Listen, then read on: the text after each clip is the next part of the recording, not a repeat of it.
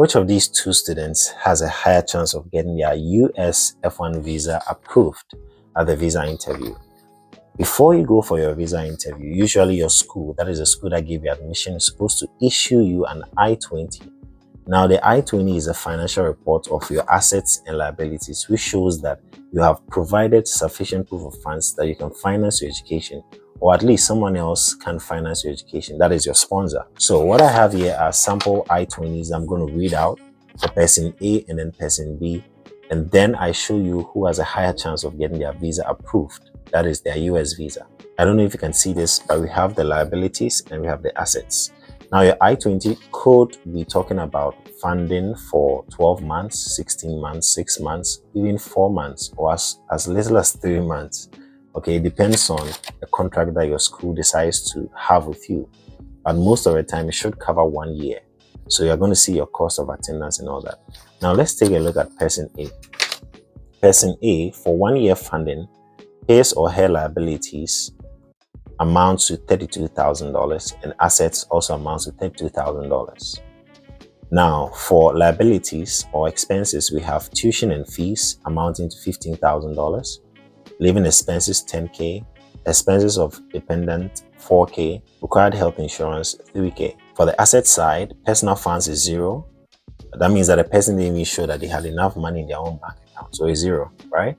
Stipend and tuition waiver, the person had $30,000 from the school as stipend, monthly stipend. Okay, and then the sponsor provided $2,000. And then on-campus employment, the person didn't have any employment secured on campus, so that is $0. That also amounts to $32K.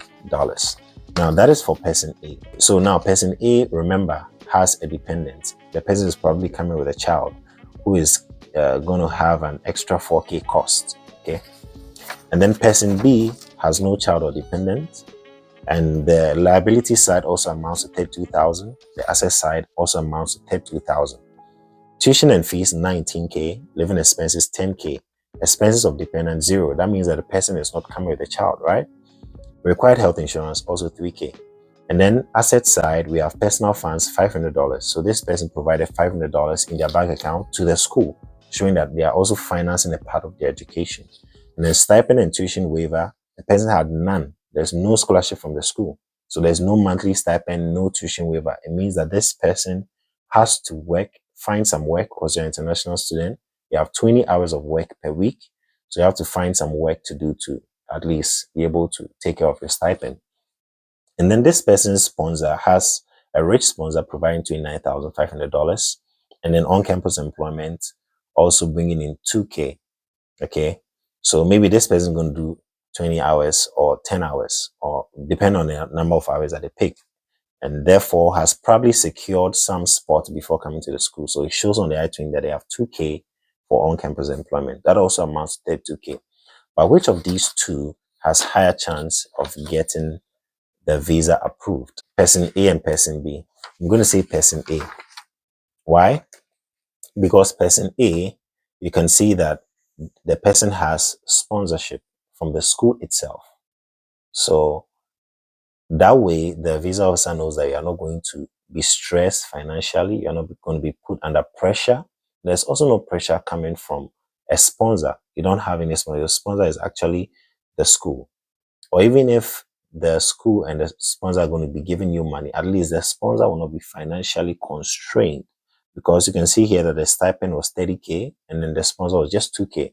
So $2K is enough. At least the sponsor works, is able to make some money. So they feel like, okay, the sponsor can pay even if you default. But for person B, the sponsor might be financially constrained or will be financially constrained. Might, because it depends on the wealth level of the sponsor. And the fact that $29,500 is here does not mean that the VO or the visa officer is convinced that the sponsor is going to take $29K out of his own pocket to pay for your fees. But to some extent, you can also convince the visa officer why your sponsor will go to that extent to put $29K into your education. And this is one of the reasons why I always push for people to strive to get scholarship from the school. That way, the visa officer knows that the school is going to bear most of the cost, and therefore you are not going to be financially constrained. neither is the sponsor also going to be financially constrained. And that way you have higher chances of getting your visa. Now, even though person A has a child, okay, and is going to bring an extra cost of $4,000, the stipend coming from the school can help to ease the pressure, the financial pressure on that person, even though they are coming with an extra person, okay? And living expenses will be taken care of by the stipend.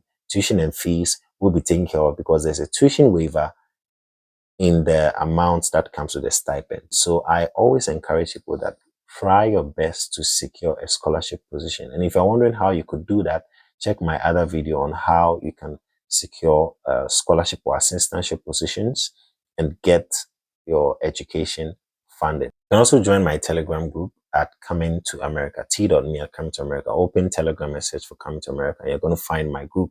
Also, you can follow me on all socials, Facebook, Twitter, which is now X, YouTube, and TikTok. Thanks for watching.